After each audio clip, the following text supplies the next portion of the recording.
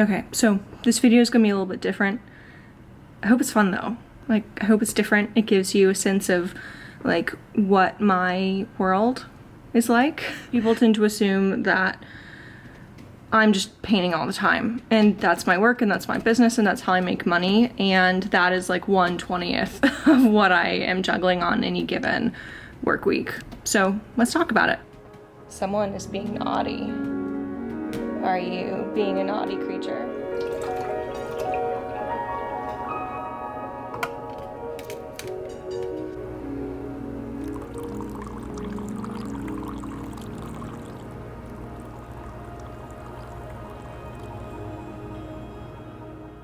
Here's my studio view. Have Piece in Progress behind me that keeps stumping me. Second monitor so I can stick the reference by that, and then you can see kind of the rest of the vibe here. Got my like regular desk with everything and microphone for recording voiceovers, and yeah. Okay, slowly figuring out how to be a vlogger, how to be like a real YouTuber.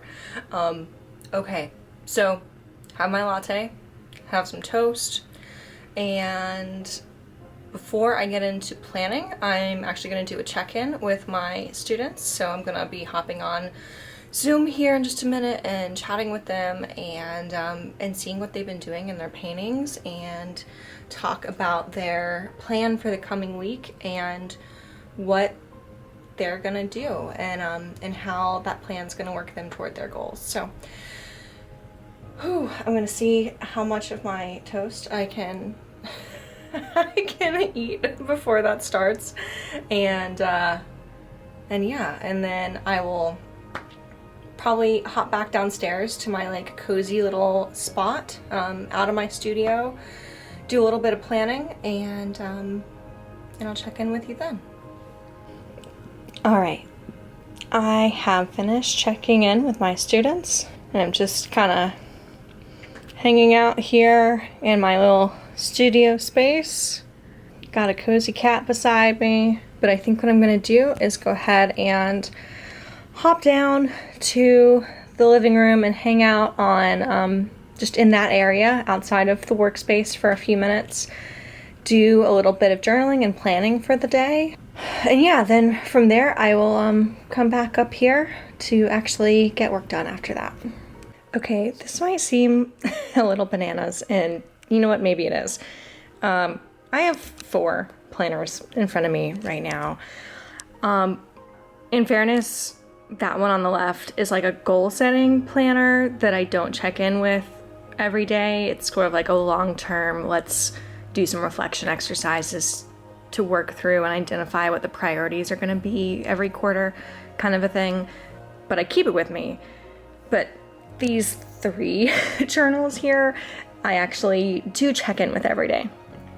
And this is a really big part of how I run my business and keep sane and get things done. Let me talk about each one. The first one is my weekly planner. This is from Lavender. I've used different weekly planners before. This is one that I tried out for this year, and I'm really liking it. You can do this with all kinds of different planners, to be perfectly frank, but I like having the delineation, and I like not having everything in one place. So like, for instance, this is my like brain dump journal. I do morning pages in it. I do like budgets and planning and anything where I need to be kind of creative or like unstructured. That is the journal that this goes into. That being said, like daily to-do lists generally don't go here because it isn't that clear and organized. So these 2 journals are for that. And I like that, you know, if for some reason I skipped a week, it's not super actually obvious in this planner. I've used planners in the past where like the daily planner synced up with the weekly planner, which synced up with like the monthly planner. And it was really clear when you missed a day. And I just always felt kind of stressed out about it in those planners. I felt like I was like wasting space. So I like this one. It just has monthly view, weekly view, and after each week, there's like a weekly reflection where it has things like, you know, what are some of the things in here?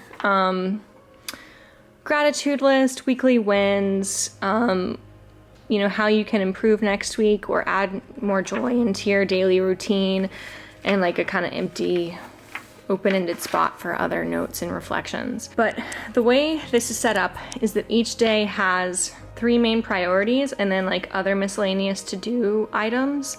And then there's a couple things at the top, like overall weekly goals, what you're gonna do for self-care, and a place for habit tracking. As you can see, like my to-do list is a lot more than painting. So for instance, for today, I have doing some things around taxes, filming this vlog, researching some camera stuff, like how to figure out the autofocus on this camera a little bit better and like fix the white balance. And then my last thing for today is inbox 0. And I like this view rather than just a daily view because sometimes I have items that like I just need to push off to the next day, and it's really easy for me to carry those over and make sure I don't lose track of them. Oftentimes midway through the day, I will realize like what my priority was for that day, and it occurs to me that some of the items I had on here really don't align with those priorities. In fact, they like actively take time away from getting those things done. So as a result, it's really helpful for me to just see everything in one place for the week. So this daily scratch pad, I don't use as frequently or consistently as this because oftentimes the weekly planner encapsulates everything I need for a day. This is just if I have kind of more to keep track of than I can put over in the weekly planner. So for today, I have some other things like making sure I go check the mail later, getting laundry done, reviewing applications to mentor artists, going through those, and a couple notes on like self-care ideas for later in the day after my work day is over. Yeah, and just some other reflections around like gratitude and my focus for the day and wins that I've already had. So I've gone ahead and filled out these 2 things for the day, and now I'm going to go ahead and just do a little bit of journaling, do a bit of a brain dump, make sure that I've kind of captured all the important things in, you know, these 2 planners for the day. And then after that, I will go ahead and check back in.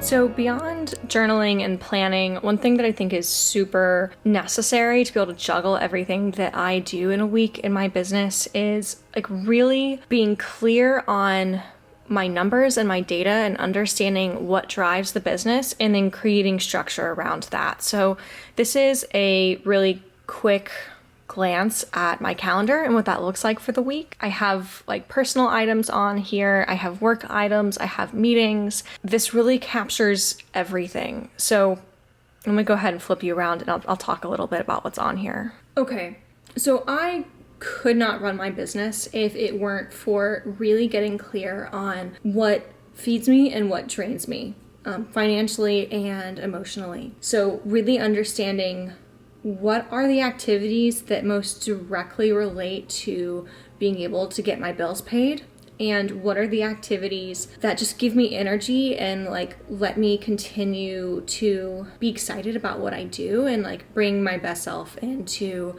what I do for my paintings, for my clients, for making YouTube videos, everything else. And also understanding the activities that really don't help me pay my bills, and activities that are really draining. It's taken time to figure out what those are for me, but holy crap, it's been so helpful. So, on this calendar that I have, I'm just like glancing off camera to look at my schedule for the week. I have painting time. I have YouTube script planning time, content planning time for YouTube outside of making scripts, time to record voiceovers, time to record this footage directly to the camera. My painting time is also YouTube footage recording time.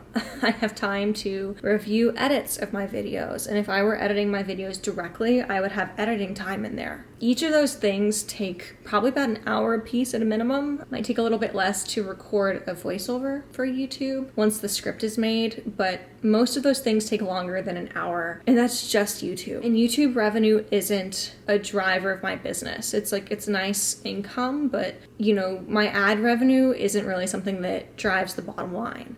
But connecting with you all and like forming relationships with you all, that does. And it's really helpful to get a sense of how much time each of those activities takes. Activities are prerequisite for other activities that are really important. And then on top of that, like really being able to prioritize those things in terms of how impactful they're going to be.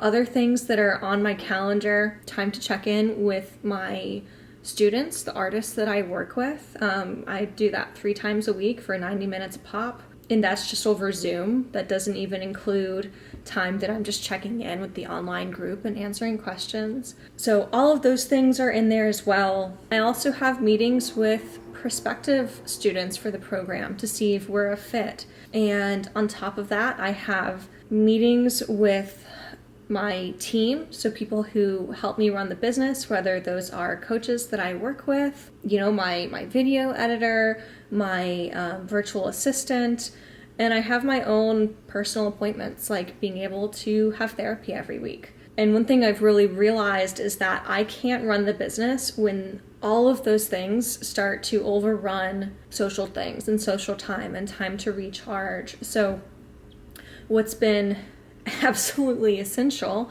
has been to be able to take a look at this calendar and say, okay, I need everything to be done before 5 every day. I can't keep working until like 10, 11, and 12 at night. That's just not sustainable, and it doesn't help me show up in a way that I want to, and that helps me make the best work that I can, whether that's painting or work with my clients or YouTube content. So that was the first thing. Figuring out, okay, everything needs to be blocked off in my calendar or else it's not going to get done. I think something I've realized a lot lately is that I didn't actually have time blocked off for YouTube, and so it was like really difficult for me to actually get content made, and I was often going like after hours or into the weekend to get that done if I did it all, because a lot of the times I get to the weekend and realize I'm like too tired and worn out to do this, even though I told myself I was going to push YouTube till the weekend. So I had to actually take time out of my schedule and like prioritize that other over appointments, because I know I want to make a YouTube video every week, and I know that that helps me connect with more of you all, and it helps me to really get clear on what your needs are and how do we connect and how do I become like most helpful for you, and connect with the painters who are going to be like most helped by what I like to talk about on my channel and the way I like to paint and the way I like to solve problems. So I had to carve time out for each YouTube activity. I had to carve out time for painting. I had to carve out time for things like coaching and therapy and stuff that just keeps me running. And then, of course, carving out time to meet with prospective students and people who I might want to work with.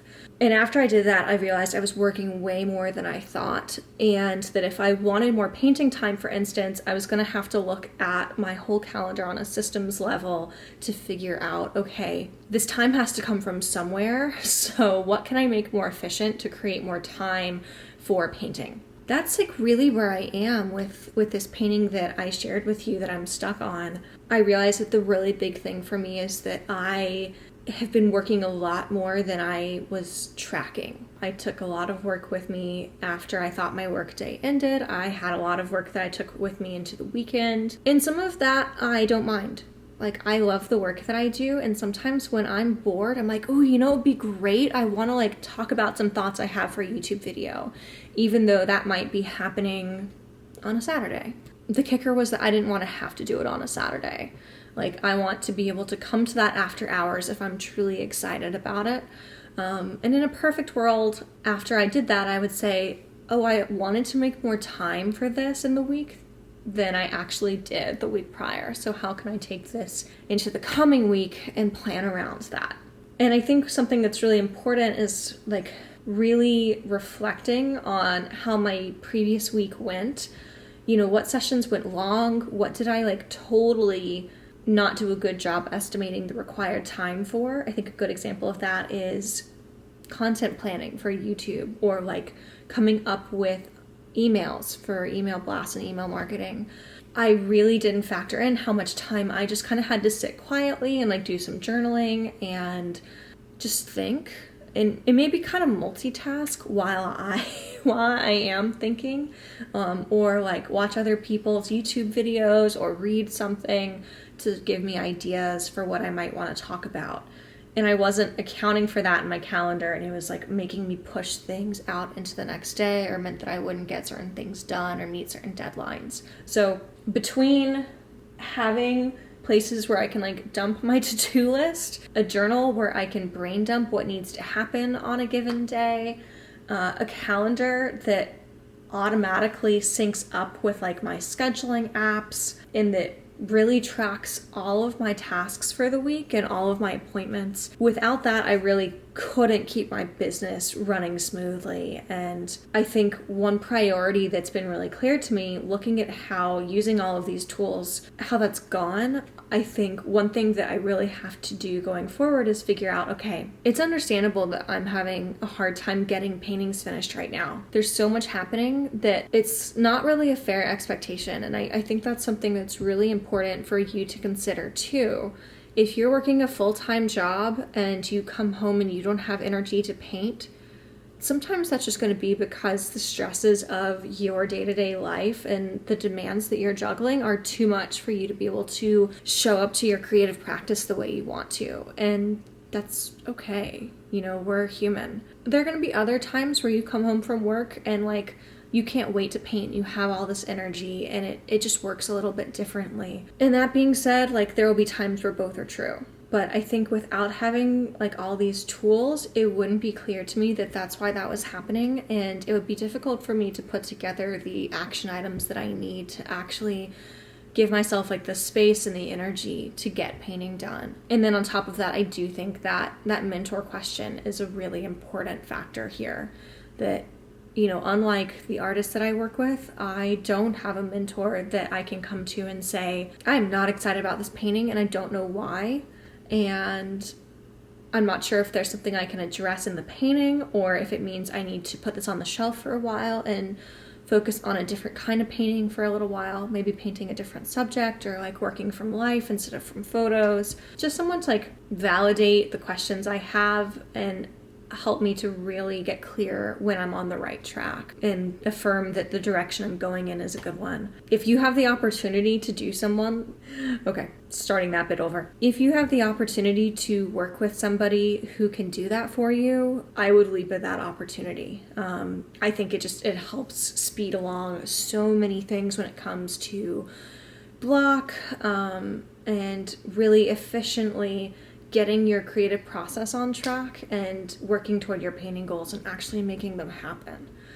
And then I think in your personal practice, I really like having all of these organizational tools. It's funny because when I started this business, I really thought that like what I wanted was to be unstructured and free all of the time. And the more I've gone into my own business and this creative career, the more I've really appreciated a lot of like the corporate organizational productivity and planning tools. I've actually really enjoyed them, and I didn't think that would be the case.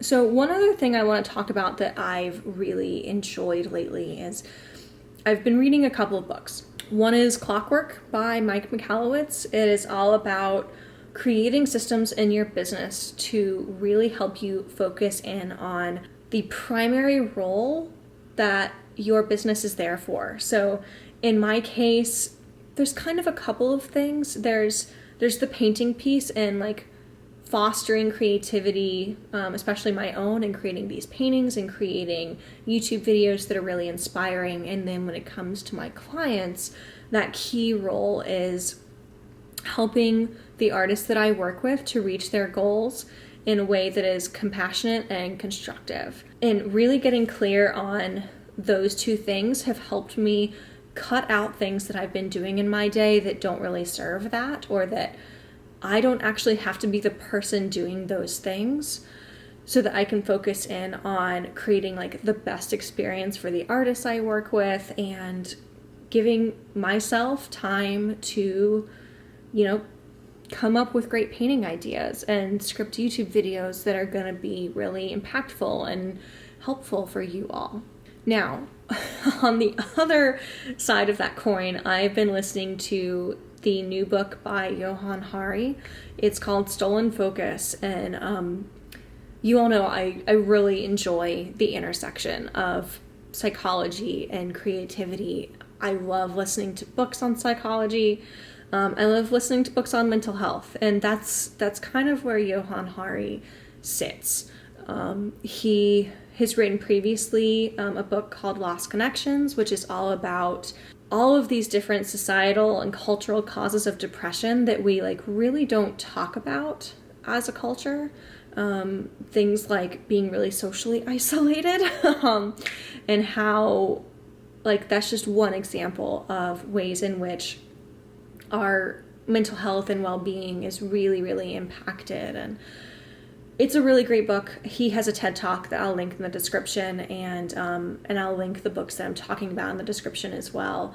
But his new book, Stolen Focus, is all about our attention and our ability to focus, and how technology has really changed that. And it's been really impactful to listen to. I'm listening to a chapter right now on how reading things on computers and online is a different experience than reading in a book. And I don't mean it might be more relaxing, or you might enjoy holding a physical book more than you enjoy holding an e-reader or your tablet or your phone or whatever.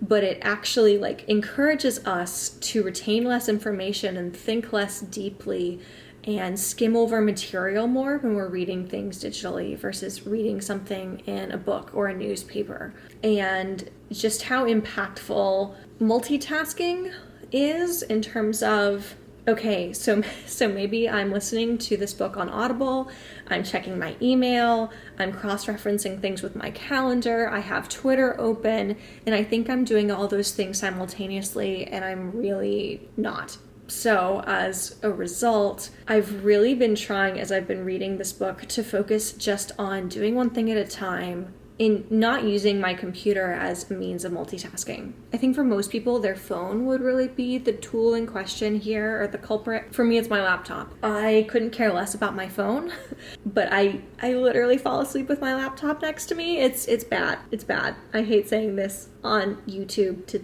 60,000 people, but here we are. So even if I am kind of glued to my laptop, I at least want to try and cut down on idle social media scrolling, and maybe use it just as a means to have conversations with people, chat with my friends, try and focus on one work task at a time when I am working, have set times in the day that are for things that can often become interruptions. So responding to texts, responding to DMs, responding to email, responding to my own Discord server for the artists that I work with, and actually scheduling that time in versus interrupting every other thing I'm doing to immediately respond to messages on all of those different platforms. So I know I've mentioned this idea of multitasking and productivity already in this video, and I think it's kind of ironic because I'm literally trying to shift my focus away from multitasking, and I'm trying to find this balance between really prioritizing what matters in my business and creating systems to be more productive where it counts, But at the same time, I think a really great focus of this book, or stolen focus, is actually on how we are trying to become so productive and so efficient that we stop being present for our lives. We've really gone past the threshold of what peak productivity or peak efficiency is. So that's something I'm trying to figure out, and figure out where is the balance there? Where are places where being more productive is effective because it helps me to zero in on what really matters for me and my creative business, and figuring out what gets me excited. In this case, making a painting I'm proud of gets me really excited. Talking to artists gets me really excited. Talking to the artists that I work with and seeing what they're working on and seeing all the progress they make and helping them work through challenges gets me really excited. That means that I should create more space for those things and more systems to facilitate being present for those things, and figuring out how I can delegate or outsource, eliminate, or just make more efficient the tasks that actively take away from that time. And I wanted to speak to that. It's something I'm still trying to figure out, but I've really enjoyed the work of getting to that place.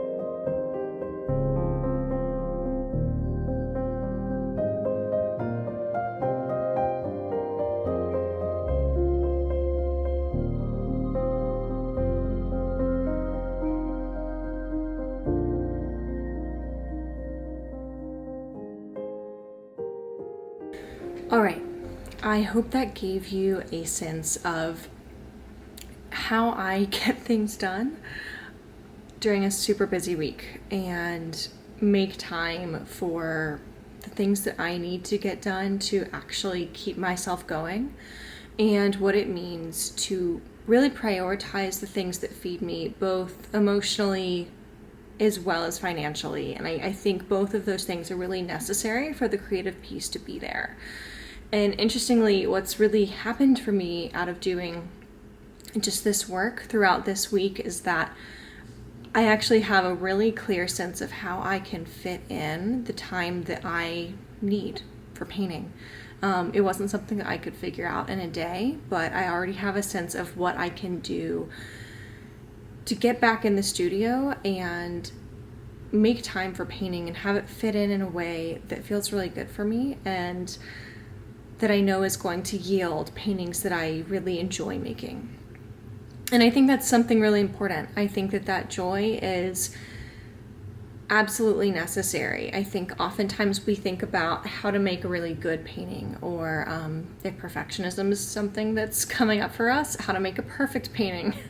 But I think that if we're focusing on paintings that we really enjoy making, that skill and improvement and just quality work will come out of that. It's not something that happens overnight, but I think that's what sets us up to have a really successful painting practice in the long run. So already I'm putting together a plan around that based on everything that came out of the work that I've done over the past week.